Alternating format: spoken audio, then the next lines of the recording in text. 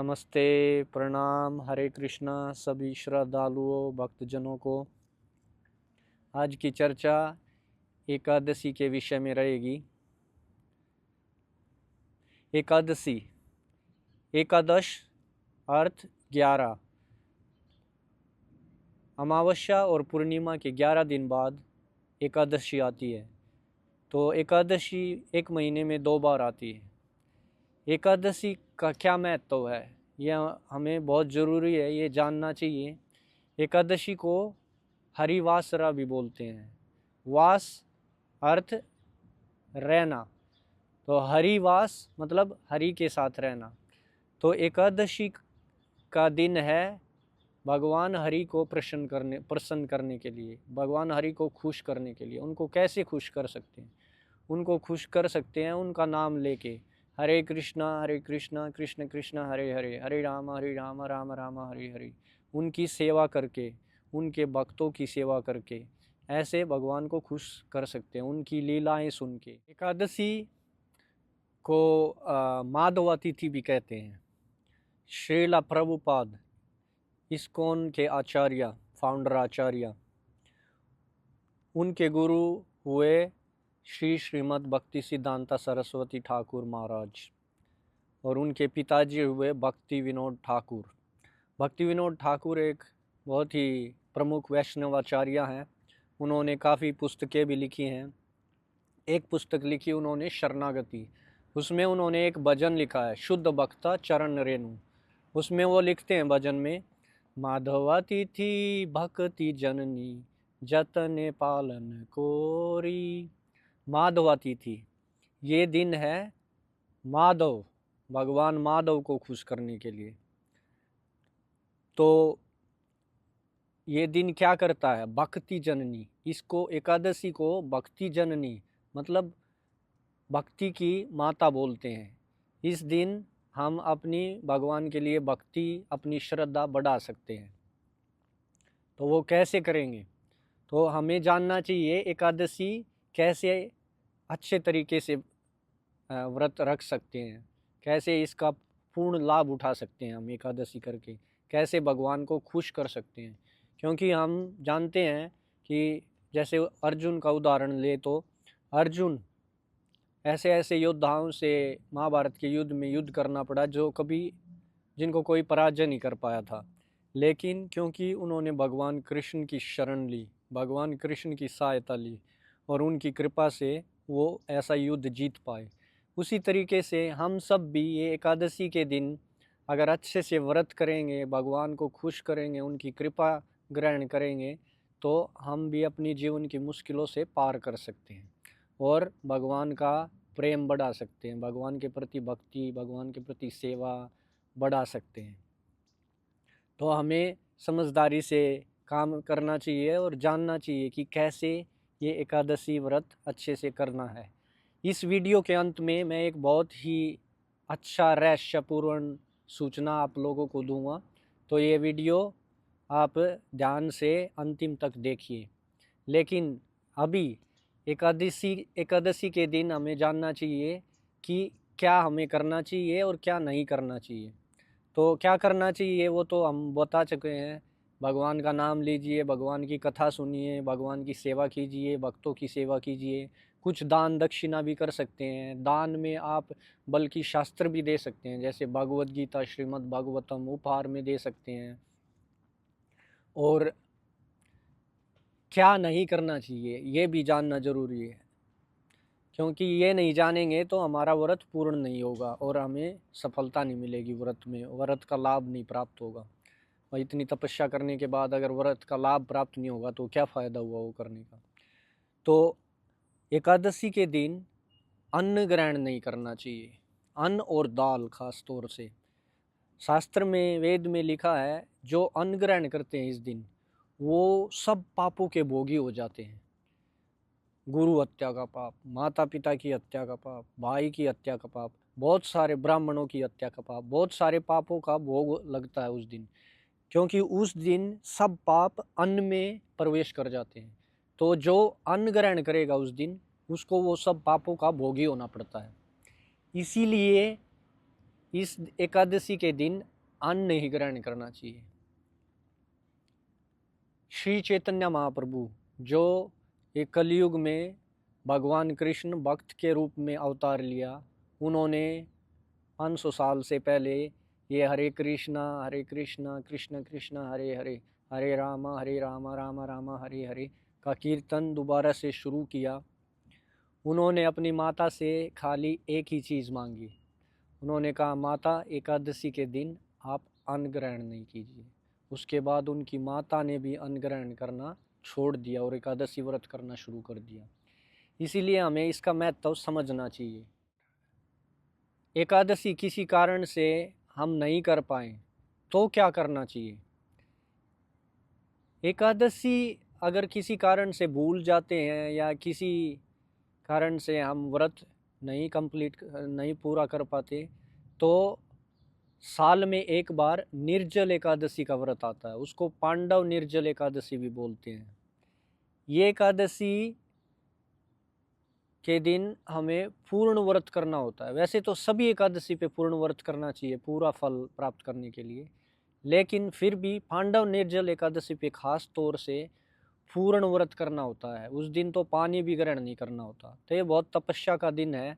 और इस दिन हमें ज्ञान है, भारत में तो बहुत ही अधिक गर्मी होती है। उस दिन बहुत गर्म दिन होता है, सबसे गर्म दिन होता है ये, बल्कि तो और भी ज़्यादा कठिन होता है करना।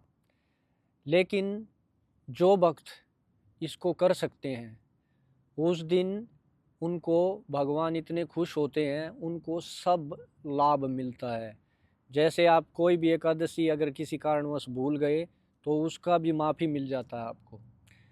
लेकिन हमें खाली इसी कारण से एकादशी निर्जल एकादशी नहीं करनी चाहिए। हमें एकादशी व्रत करना है भगवान को खुश करने के लिए।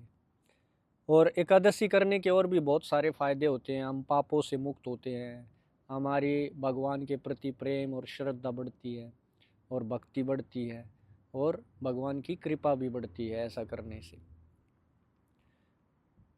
तो निर्जल एकादशी हमें कोशिश करना चाहिए कि हम कोई भी एकादशी भूले नहीं, लेकिन किसी कारण से भूल जाते हैं तो निर्जल एकादशी जरूर करना चाहिए। भीमसेन पांडव जो हुए वो व्रत नहीं कर पाते थे क्योंकि वो बहुत खाते थे। तो उन्होंने भगवान कृष्ण से कहा कि हम ये एकादशी व्रत नहीं कर पाएंगे। तब भगवान कृष्ण ने उनको बताया कि आप खाली साल में एक दिन एकादशी व्रत कीजिए, वो है निर्जल एकादशी। तो भीमसेन ने वो किया। इसीलिए ये एकादशी बहुत ही तपस्या की एकादशी है, लेकिन इसके फल भी बहुत होते हैं। तो जो भक्त, अगर आप में क्षमता है और आप पूरा व्रत कर सकते हैं हर एकादशी पे, तो आपको और भी ज़्यादा लाभ मिलेगा। लेकिन अगर पूरा व्रत नहीं कर सकते तो दूध फल ऐसे कुछ खा सकते हैं। और फिर भी अगर आपको लगता है कि कुछ और चाहिए, तो जो भी अन्न प्रसाद नहीं है, अन्न प्रसाद नहीं लेना खाली, बाकी कुछ खा सकते हैं इस दिन। जो भी व्रत के और खाने हैं वो खा सकते हैं। हम हरियाणा से हैं, हमारा जन्म हरियाणा का है। तो हमने वहाँ सुना है गाँव में कुछ लोगों की ये सोच है, कुछ पंडित जी भी बताते हैं अपने भक्तों को कि एकादशी के दिन सफ़ेद चीज़ नहीं खानी चाहिए। ये शास्त्र में कहीं नहीं लिखा। हमें एकादशी कोई भी व्रत हुआ वो शास्त्र के हिसाब से करना चाहिए, वेद के हिसाब से करना चाहिए। उससे हमें फल मिलेगा, नहीं तो हमें फल नहीं मिलेगा और बल्कि बुरा कर्म भी मिल सकता है करने का, क्योंकि वो वेद के अनुसार नहीं है। तो इस दिन कोई भी दूध दही छाछ पनीर सब कोई भी सफ़ेद चीज़ आप खा सकते हैं। लेकिन काफ़ी लोग मैंने देखा इंडिया में चाय पीते हैं व्रत के दिन। चाय पीने से आपको व्रत का फल नहीं मिलेगा। चाय का भगवान को भोग नहीं लगता, कोई भी चीज़ भगवान को भोग नहीं लगता, आपको व्रत का फल नहीं मिलेगा। तो हमें ये सब चीज़ें ध्यान करना चाहिए और समझना चाहिए कि वेद शास्त्र के अनुसार हमें व्रत करना है। एकादशी की तिथि कैसे निर्धारित की जाती है? वैदिक एस्ट्रोनॉमी के अनुसार एकादशी की तिथि निर्धारित की जाती है सूर्योदय से। एकादशी को सूर्योदय से द्वादशी को सूर्योदय तक ये एकादशी का समय होता है। और फिर द्वादशी के दिन सूर्योदय के बाद पारण समय रहता है। उस समय आप व्रत खोल सकते हैं। आप अन्न ग्रहण कर सकते हैं और अपने व्रत को समापन कर सकते हैं। इससे भगवान बहुत खुश होंगे। इसीलिए हमें ये भी ध्यान करना चाहिए कि समय हमें पता करना चाहिए, पारण का समय क्या है, एकादशी तिथि का समय क्या है, और उसके अनुसार व्रत करना चाहिए। इससे हमें पूर्ण फल मिलेगा। तो हम आशा करते हैं ये सब जानकारी से आपको एकादशी व्रत को अच्छे से करने में सहायता मिलेगी और आपको भगवान का प्रेम, भगवान की भक्ति बढ़ेगी, भगवान की कृपा मिलेगी। हम भी अपनी तरफ से प्रार्थना करते हैं भगवान हम सब पे कृपा करे, ताकि इस साल 2025 में हम सभी एकादशी व्रत अच्छे से कर पाएँ और भगवान को खुश कर पाएँ। भगवान खुश तो सब खुश। जैसे हमने कहा था, अभी हम एक बहुत ही महत्वपूर्ण सूचना देंगे आपको। तो इस साल की पहली एकादशी है पुत्रदा एकादशी, जो कि लॉस एंजल्स कैलिफोर्निया में आज है, और हमें ज्ञान है इंडिया में ये कल रहेगी, शुक्रवार को। तो पुत्रदा एकादशी का क्या महत्व है, संक्षेप में हम बताएंगे। पुत्र अर्थ हुआ लड़का, और दा का अर्थ है देना। तो जो एकादशी आपको पुत्र प्राप्त करे उसको कहते हैं पुत्रदा एकादशी। इस दिन जिस किसी को भी पुत्र प्राप्ति की इच्छा है या परिवार में सुख संपत्ति की इच्छा है, उसे ये एकादशी जरूर करनी चाहिए। और ये एकादशी करने से आपको पापों से मुक्ति मिलेगी, आपको भगवान का ज्ञान मिलेगा और आपको भगवान का स्मरण बढ़ेगा। तो ये ज़रूर करना चाहिए।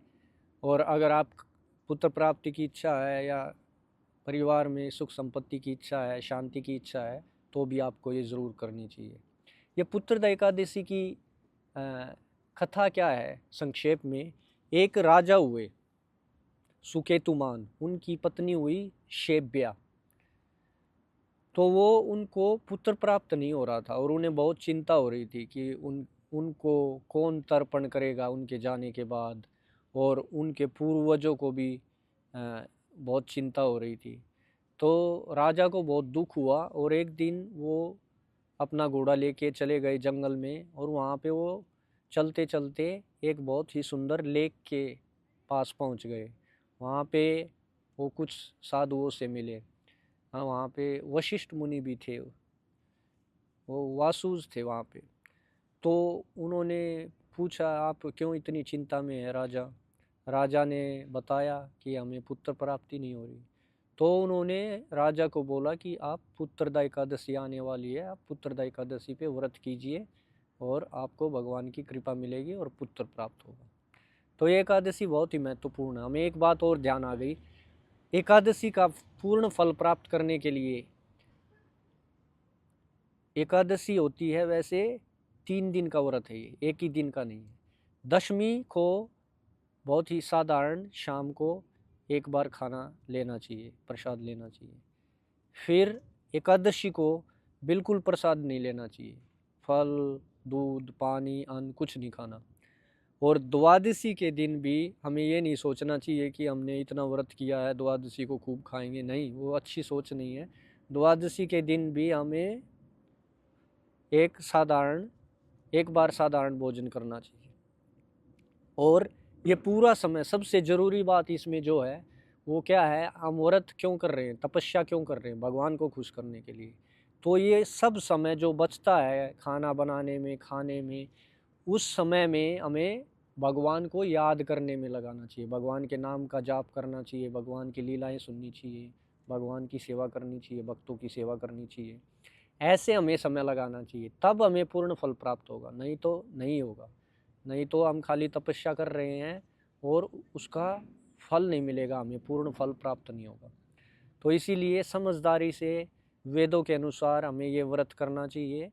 श्रील प्रभुपाद उन्होंने अपने शिष्यों को बताया, तपस्या करना अच्छी बात है, लेकिन तपस्या से भी ज़्यादा ज़रूरी है भगवान की सेवा होनी चाहिए।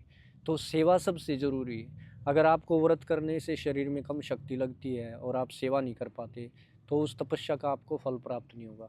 इसीलिए आपको क्या करना चाहिए, इतना तप कीजिए कि आपके शरीर में शक्ति रहे भगवान की ज़्यादा से ज़्यादा सेवा करने की। अगर आपको फल दूध खाने से शक्ति मिलती है तो वो खाइए। अगर आपको कुछ ऐसा भोजन करना है जिसमें अन्न नहीं है तो वो भी लीजिए, लेकिन सेवा कीजिए। सेवा करना ज़रूरी है। सेवा करने से भगवान खुश होंगे और तभी भगवान की कृपा मिलेगी। खाली तप करने से भगवान खुश नहीं होंगे। तो दोनों काम होने चाहिए, तप भी होना चाहिए और सेवा भी होनी चाहिए।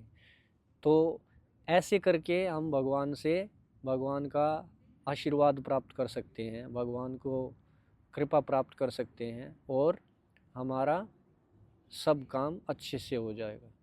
तो आप सभी को हमारी तरफ से बहुत बहुत शुभकामनाएं। आशा करते हैं सब व्रत अच्छे से हो पाएंगे। हरे कृष्णा।